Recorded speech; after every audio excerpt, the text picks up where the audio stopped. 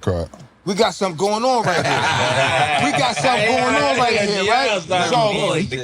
So I put my lady on to my credit card, right, as an authorized user. We always know, we know what that is, right? Yeah, so hell yeah. I put my lady on as an authorized user to my high limit credit card, right?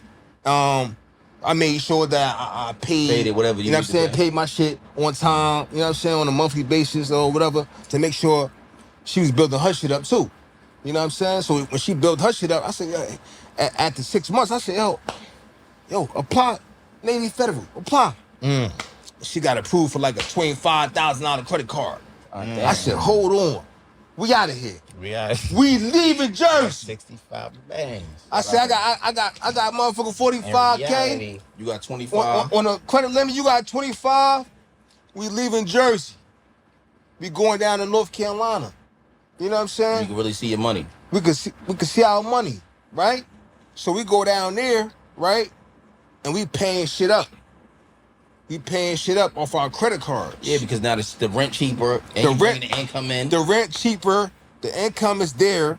We got hella credit limits. You know what I'm saying? We got like $65,000 in credit limit. Yeah. We paying shit up ahead of time just to give us some breathing room to bring in some more motherfucking revenue. You understand me? I'm about to bring you back to that because we're about to help the people out. But go ahead, You know what I mean? I'm about to give you something. I'm about to give you something, right? So, we working off the credit cards.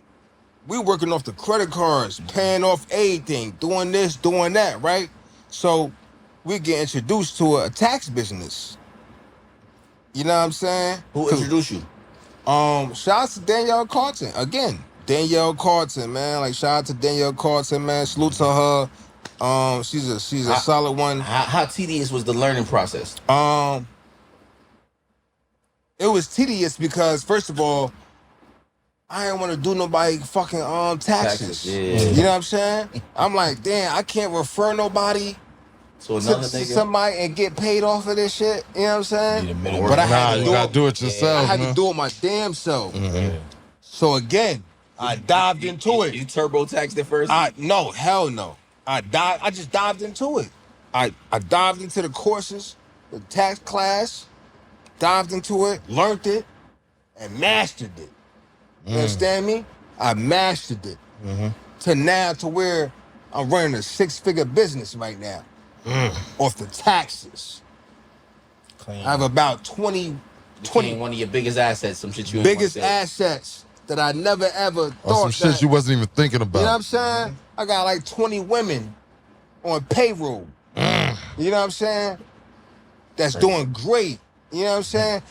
Shout out to Geronda from Long Island. You know what I'm saying? I paid her $18,000 in the month of March alone. You know what I'm saying? You feel me? Shout out to her, man, because I know she's doing big things right now. You know what I mean? But yeah, running a 6-figure business right now just because that I took a leap in faith. You know what I'm saying? Dived in. And just started going crazy. You know what I'm saying?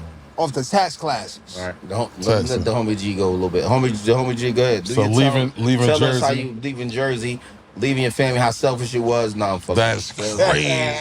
That's crazy. I'm playing. Tell us what your mindset was, though, for real. Nah, truthfully, I was in Jersey partying, enjoying my life and everything like that. But the company that I was around it was a lot going on. So when things start happening, and I seen things happening, thinking forward, I'm like, there's no need for me to be around. So I decided to move, and I felt comfortable moving where I was going. You went to Miami, right? I went to Miami because I was already going there like 10 years previous. Right. You get them just to go. So when I moved there, it was normal, and I already knew everybody I needed to know there. So it was already connected. They was just like, yo, how long you here for? And I'm like, yo, I live here now. They like, you live here? All right, we good. And that was it, just like that. You was already doing tattoos. I was already doing tattoos in Miami. I already had a location to do tattoos in Miami. I had connects in Miami where they would let me. How many clients you had? 1 to 2? Nah, I had about 10. Wait. I had 10 consistent clients that lived in the city of Miami. We're not just talking about South Beach. South Beach is not Miami. Wait, rewind. When did you start doing tattoos, and what made you start doing tattoos? I started doing tattoos in 2010. And I started doing tattoos because I was having tattoo parties and I was drawing tattoos for people. And I was, shout out to LA, Irvington, nigga. Shout LA, out to what's LA. up? He did my LA, what up? When you see the EI on my arm, he did that. Shout out to LA. LA taught me how to do tattoos because I was drawing them and throwing tattoo parties and having LA do the tattoo parties for me. And then he was like, yo, you might as well learn how to do them too. And I was like, all right, bet. And then he showed me off the strength of his own will of whatever. He ain't asked for nothing. He ain't want nothing. He just wanted to see me get out of what it is that I was going through. And was like, yo, you might as well do this, get some extra bread. All right, cool. He showed me. Love, huh? That's love. That was love. I always shout out LA. That's Lil. Shout out to LA. Shout out to B-Tat. Shout out to Tag. What's cuz name from 4th Ave? Ray. Okay.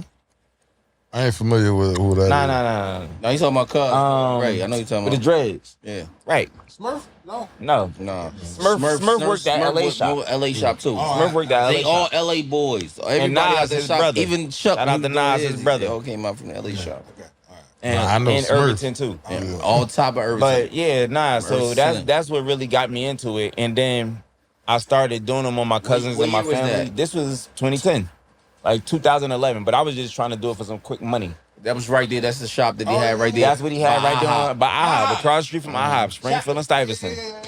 Wet lines. Homie Wet G done lines. tatted So me the in his same time he house. got the tattoo shit, That's what's wrong my with that. cousin Chuck kind of introduced me to my wife. That's how she was coming up to get a tattoo up there. And shout out to Chuck B The fan. B fan. Yeah. Oh, Shout out to B shit, fan. yeah. ADG. Shout out to B fan. All of that was the whole situation. That was the whole. It was a lot going on at the time. Arsenal was coming around too. Ours was coming out. Ours was coming around too. Yeah. You know what I'm saying? We talking 2010. Yeah, Smurf. So- yeah. Shout out to Smurf too. Smurf did tats on me too. Right, word. He did my. So that's really how I got into it. And like I said, shout out to LA because that's the one that really like shifted my life from being outside Just to a regular artist. and focusing on what it is that I'm doing. And for real, that shit saved my life all the way till now. Like I done Because been you had all no, around you the had world, no clue all that shit. what you was gonna do, even At though you all. loved to draw. At all. I just knew how to draw. That was it. So I really wanted to be a cartoonist. But then it was like, nah, you can't be a cartoonist. They ain't gonna make no money. You want to be in the newspaper. They don't make no money. You gotta Right. know somebody. You a little black kid that don't know that X, Y, and Z and all this other shit. Facts. So it was kind of like all right. I was outside partying, doing whatever in the streets, whatever. And then that came along, and then it brought me back to the streets. But when I got back into the streets, now I'm connecting with, because I was already outside, I'm cool with a bunch of people from outside. So I'm in your neighborhood tattooing by myself. I'm in your neighborhood tattooing by myself. I'm in your neighborhood tattooing by my. I don't care what gang you in, who you rep, who you with, whatever. When I came through there, it was always respect. They showed me love. I got in there. I'm still here. I got in there. I got out. I got in there. I got out. Did tattoos. Everybody fucked with it. You know what I'm saying? And it transitioned from there. Then they like, yo, you don't got no social media? And I'm like, I don't even take pictures. How did your baby mother and them feel when you was doing that in the early? It felt Miami. it I'm could talking when you moved to Miami. When I moved to Miami, yeah, it was your family. kind of like a drop of a dime type of shit. Like it was like They was mad at you. yeah, mad. Like how could what are you doing? Why would you do this? And how could you do this? Right. And then it's hard to explain because there's so much going on within the timing that it's like I can't really tell you exactly what's going on. I just have to do this, and you gotta trust what I'm doing. Right.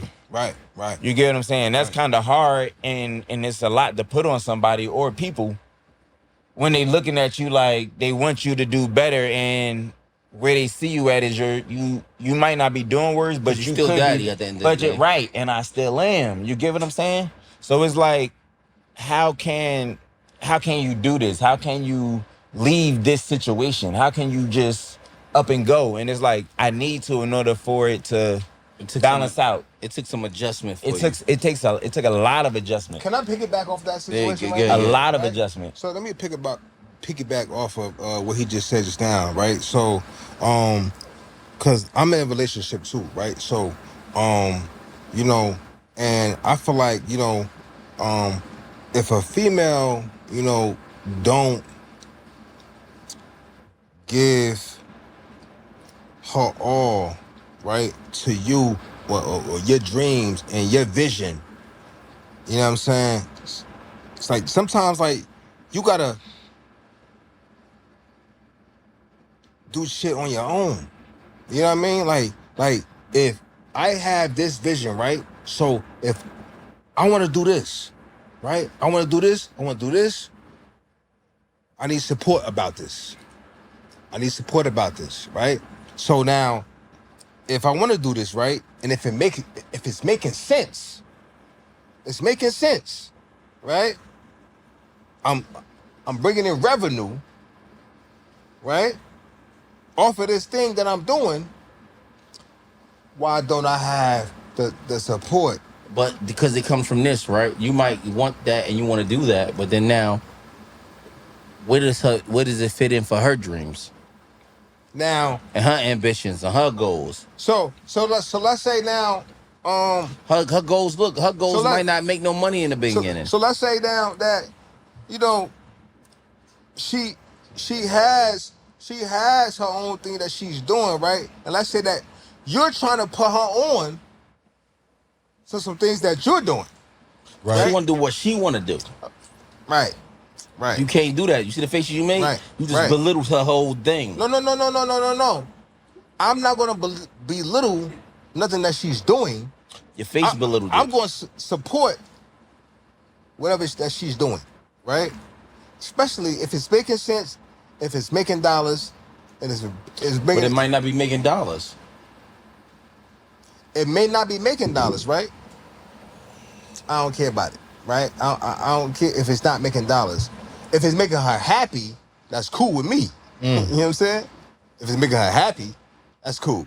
You know what I'm saying? Like, my lady, she jumped into